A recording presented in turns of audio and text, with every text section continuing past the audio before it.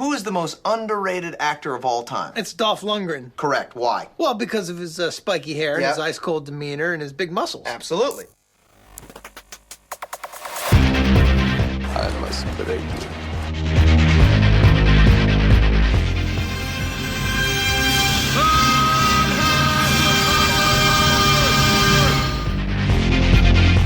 The guilty will be punished.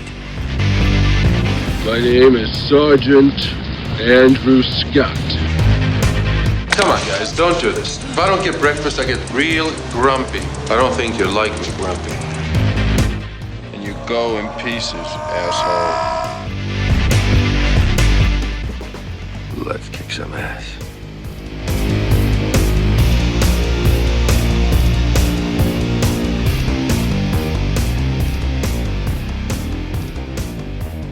Hello and welcome back to I Must Break This Podcast, the fan podcast celebrating the cinematic career of action legend Dolph Lundgren. I'm your host, Sean, and today is another special interview episode, this time once again speaking with actor, writer, director, and martial artist Michael Worth. But before we get to the conversation, I want to remind you all to please feel free to rate and review the show on iTunes or wherever else you go to subscribe. Also, please be sure to check out the Facebook page for the show, as well as the official website, which is imustbreakthispodcast.wordpress.com.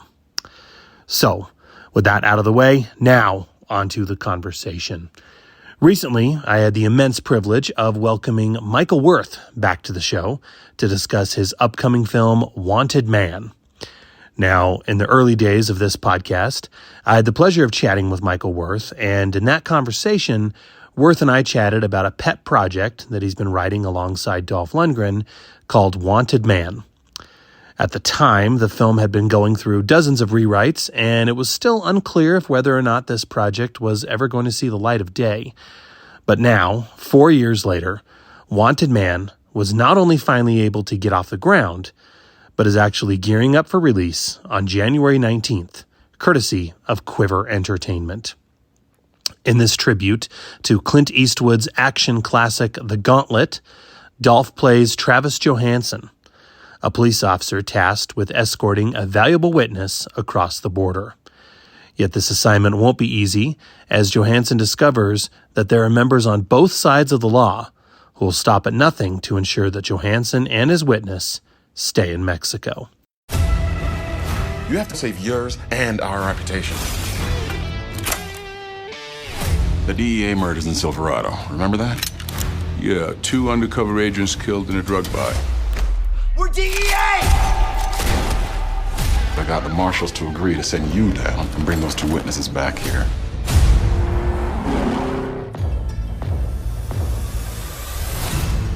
Sometimes I mess around with movie lines.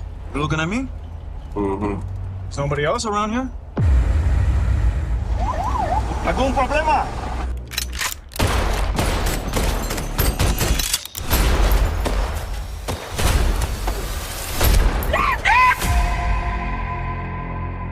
We had a doctor fix you up the right way. This is my brother. It's dangerous. The longer we're here, the more danger for your family. Johansson has a few lives left. He's a strong one. She can help solve who killed those DEA agents. In America, we can protect... You can! Te van a encontrar, Rosa. Te van a matar, vas a que te maten nomás.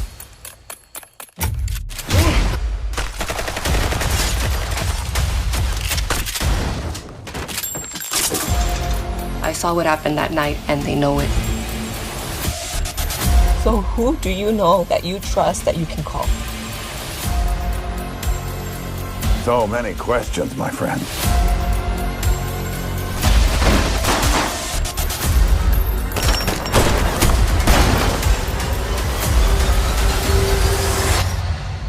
If you want to fight with the wolves, you gotta be a wolf. In this conversation, Michael Worth and I chat Wanted Man and its lengthy road through the script writing process, as well as the trials both Worth and Lundgren endured to see Wanted Man finally get rolling before cameras. As usual, it was the ultimate pleasure chatting with this talent in the independent film world. Michael Worth has a true passion for action cinema, not to mention being a fan at heart.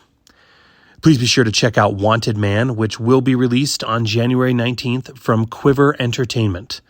Also, be on the lookout for his documentary, Enter the Clones of Bruce, which examines the many actors who participated in the Bruce-sploitation genre of kung fu films.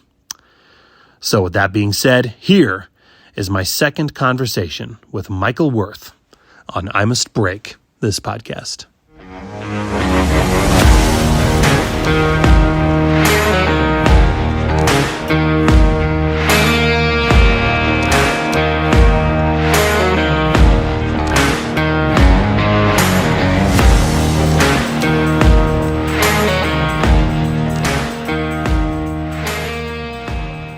Yeah, well, again, thank you so much for chatting with me again today. I mean, this is pretty serendipitous and coincidental. I just have to tell you, because just last week I actually gave U.S. SEALs 2 a rewatch, and and here I am talking to you today. So this is quite the honor. Thank you.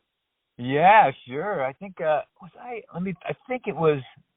I might have met Dolph the very first time, really briefly, through Isaac, who directed U.S. SEALs 2. I'm pretty sure they did a movie, I think Bridge of Dragons, I think it was called, and I think I met him real briefly, but then I met him again later when we started working together. Well, last we spoke, I mean, this is really kind of cool, because last we spoke, it was I had to go back a bit, but it was in 2019. You were prepping the release of Appleseed, and I think it's safe. Yeah, and I think it's safe to say quite a bit has happened since then, right? Congratulations on everything, man. Thank you. Actually, it's funny. Appleseed is just about to get the release date announced for its Blu-ray release. They're doing a special edition of it on Blu-ray, so that's coming out. But thanks. Yeah, no, thanks. It's been a fun couple of years. A little different, you know. I mean, I'm working sort of a little more on the documentary side lately. I've been kind of producing and shooting these documentaries, and less than I've been doing some of the narrative stuff, except for with Dolph, you know. And so it's been fun. You know, it's different. I like it.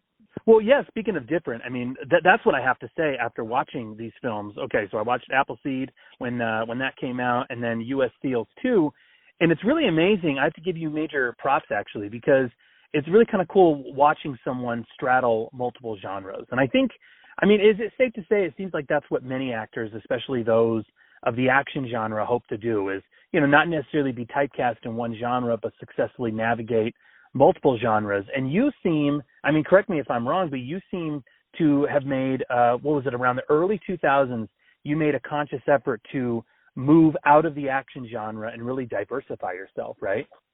Yeah, I mean, initially that was the idea. Initially what was happening was I was getting these especially at that time, there was a lot of the same scripts that kept coming my way. And I was like, you know, I think actors need to, you know, they need to oftentimes, unless they're, you know, Brad Pitt or Tom Cruise, they just kind of, you need to take what gets thrown your way. But I was really seeing a pattern with especially back then with people that were martial artists, because there was a real dearth of well-made action films then. I think today here we are, you know, 20 years later, and it's you know, even more so, and it's even much, much, much better. But first, yeah, I was moving away from the action, and then ultimately I started including the action again, but I was looking for more oblique kind of action films, whether it was like some, you know, I shot a Jabberwock with Stephen Monroe out in Bulgaria, you know, once again, Bulgaria. You know, but it was like an old sword and sorcery kind of fight scenes with, you know, dragons. So I would do stuff like that, or I, you know, shot my film The Butterfly Guard, which wasn't a lot of fight scenes. It was all unchoreographed. You know, we're actually, when we're sparring, when we're wrestling and grappling, or, you know, so I kept the action in my life since it was such a part of my own life. But I did. I made that effort for sure.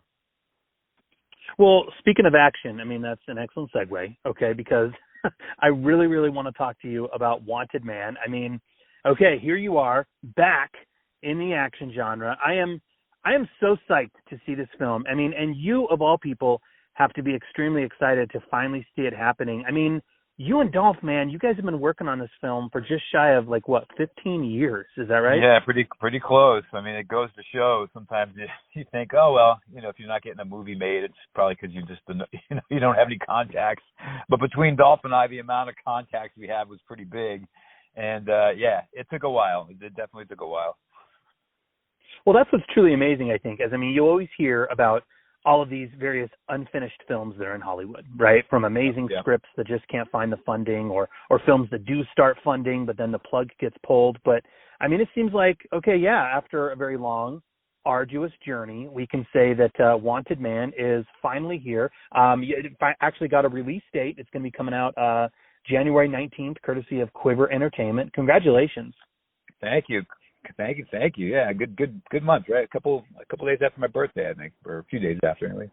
Oh, there's the ultimate present for you, right? There you go. Yeah. Well, what was it? I mean, because you and Dolph have been working on this script, and I'll ask you about the genesis of it here in a minute. But I'm just kind of curious, what was it that finally lit the spark to get it made? Okay, I mean, because like I said, you guys, I mean, I remember when we were talking, you guys have been working on it for a while, and you had, I think, that was around 2019, you had gotten wind that it was finally going to get happening, and then this past year, it finally did. What did you just get in touch with the right people, or what?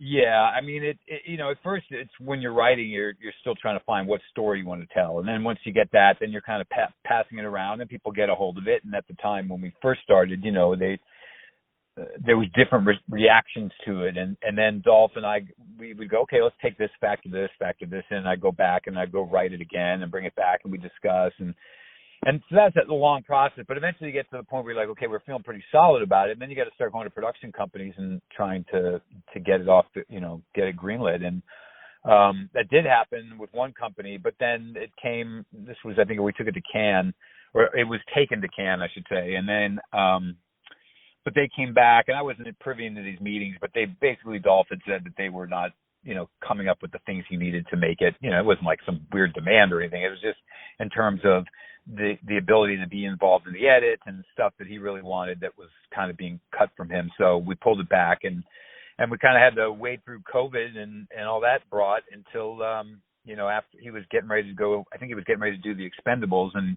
he was out there talking to Avi and all the guys out there at, Millennium, and getting them excited about it. Well, yeah, I was hoping, you might be able to kind of go back and walk me through the genesis of this project, particularly how it was that you first got in touch with Dolph Lundgren and started writing this film. Well, when I first, it was actually meant to be a film that a friend of mine, Stephen R. Monroe, who's a director, Stephen did, I did a number of movies with Stephen, like The Contract, we did Jabberwock, Complacent. We've done a number of films together. He did the remake of I Spit on Your Grave. Anyways, I was shooting his movie.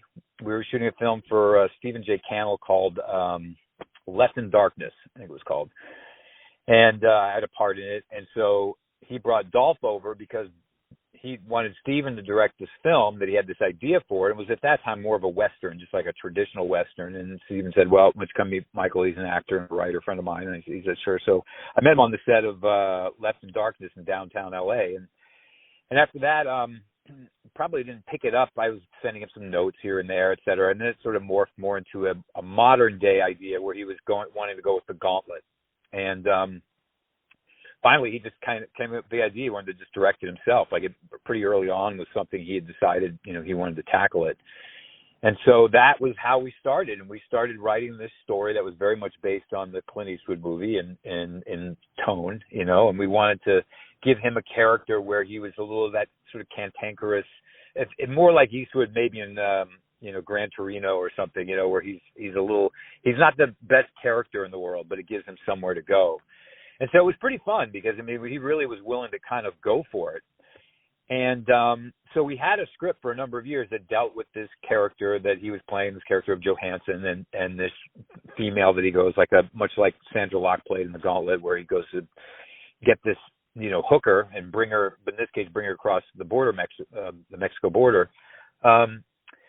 And then I would say after about 3-4 years, maybe, with this idea, he came up with this. I don't remember where we were. We were sitting in one of his hotels that he was staying at. And he said, I got an idea. And I said, what is it? He goes, I want to make the character, what if we went transgendered? And I was like, oh my God, are you kidding? You want to do? And he was like, I don't know. I think it'd be a pretty great. I goes, well, yeah. I mean, it'd be like amazing. He's like, what's that movie? And I go, The Crying Game. He's like, yeah, I like that. So this was like really early on before it was even a topic anywhere. So I ended up writing a couple of drafts with this character in there, and we really liked it. I mean, it was because it was taking this bigoted sort of not racist cop, but just like a real sort of myopic, looking character who's just grumbling at everything, who gets stuck in a situation with a transgendered Latina, in Mexico, trying to get back to San Diego. And I thought it was great. And there were times where we even took it into real heavy comedy. I mean, in fact, I want to say I've never in my life written more different drafts of a script than I did Wanted Man. I have probably 6 or 7 scripts that are so different they could almost be entirely different movies with just a similar character and a premise of going across the border.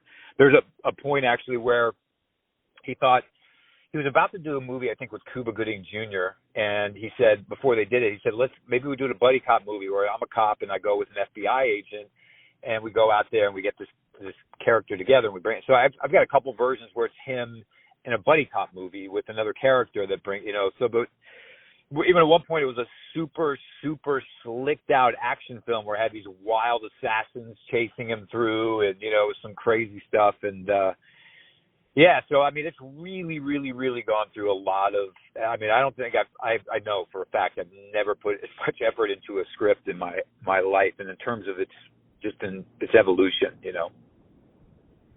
Well, that's an excellent segue. That was my next question I was curious about is, I mean, okay, this one film here, has gone through, I mean, you just said it, tons of drafts. I know you mentioned that you guys were hyping up a romance angle at one time, and then the transgender character that was included. I guess which draft of the finished film would you say that the product that we're going to be seeing here in a month is closest to?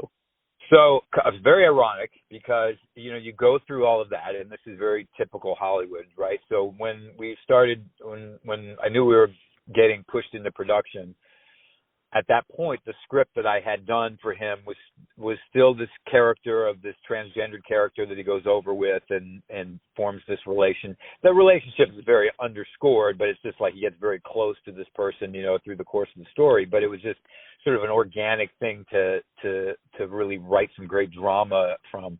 Was non-comedic. The tone had gone back into this very more somber-ish, back to the gauntlet sort of idea, more indie. And they, by the time this is how this works, right, as the writer. Dolph called me up and said, we're going to be shooting, I guess, next month. So this is about 2 months later. And I was arranging my travel to go out there. Just, writers, they don't always let writers on the sets because sometimes once the script's done, but oftentimes they do like to have them around in case something needs to be changed. And so I got there, and by the time I got there and grabbed the script, they had literally converted back to the original idea with the female, and I had no idea. I said, "Oh, I go, what happened?" I was getting ready to come out here with find out who this transgendered actress you hired is, and he goes, "Yeah, well, they just felt that it was a little too risky, so they wanted to kind of go with the original dynamic." So they basically plucked all the original stuff from some of the original drafts and went from there. So, I mean, it was a little disorienting as the writer but at that point I'd written so many drafts. I'm like, okay, here we go again. We're all right. Well, it certainly had to be quite the experience. I mean, obviously, finally seeing this film get off the ground, in which you get to be both behind the scenes as well as act in the film. I mean, you also have a role in the film, right? Alongside. Oh no, I just do a little cameo in the film. I was there shooting, and there was a border guard character, and I ended up jumping in and saying, "Dolph's like, come on, get in there." So I ended up taking this role. But yeah, I just was there to kind of help out, and I'm driving some stunt trucks a couple of times because I was getting, as a writer, you get a little bored on the set sometimes. So I'm like, hey, what can I do? Can I drive that the cop car through the scene? And they're like, yeah. So. But it was just great to hang out. Michael Pare and Kelsey Grammer were just awesome, and having a chance to work with them a little bit was really good. Okay, so we won't get to see you throw a roundhouse kick to Kelsey Grammer or anything. No, like that, not right? in this one. Not in this one. That would have been awesome. Well, from what I've seen in terms of the behind-the-scenes pictures, the trailer that was dropped, I mean, this film looks to be extremely gritty, violent, action-packed, pretty much basically exactly what fans always wanted, right? Yeah, I would say so. I mean, he's he got in there. It's also really smart. Like he's not one that just goes, yeah, what sounds good? Okay, we're going to go with it. I mean, he like thinks things through. I've like seen him mathematically try to add things up to try to, well, if we did this, if this, so he's got a real great mind that way. So I think the direction he took this in it'll suit his fans for sure, because it keeps a little bit of the fun of Dolph's films, but it keeps it in that dark, space that sometimes he gets to work. And I think this character is something I really haven't seen him do. He plays the big lumbering guy, or he plays sort of the slick guy. And here he's playing a character that's a little aloof, a little bit like, boy, this guy is kind of a loser, and it's great to watch him play that vulnerability into this character. Well, and I've heard from others that Dolph is a fantastic director as well. I mean, can you attest to what it's like being on set in which he's not just the lead, but also calling the shots? I mean, I've heard that he has an extremely clear vision for like how he wants everything presented. Is that an accurate statement? Yeah, I would say so. And I think he's also very open to, ideas. When we play back scenes, he's very like, what do you think? What do you think? What do you think? And so he factors in people's ideas and takes and viewpoints. And I think that's always smart to be as a director, because, I mean, even though you need a strong vision, you need to have your idea. If that idea you have inside your own brain is not translating through to other people, you got to be able to quickly adjust. And I think he's that way. And I think he loves the idea of just having this energetic camaraderie with the actors that I think he went for. And being an actor, it's easy for him to have an understanding of the comfort level of different actors. So it was great. I mean, I'd like to spend a little more. I was with him for just a couple of weeks on the set of this movie, and it was the only time he did a film, A Missionary Man, that I wasn't able to. He invited me down to set for a little while, but I just didn't get a chance to go. So I finally got a chance to see him direct, and it was our film, so that was kind of nice. Well, and I always felt, I think, correct me if I'm wrong with this, but it seems like Lundgren kind of has an advantage or a leg up when it comes to directing these type of films, because, I mean, his career has existed in both big budget blockbuster films and also these smaller independent films. So I'd like to think that when he comes on set to something like this, he really knows how to maximize what he's working with in both in terms of budget, shooting days, all that stuff, right?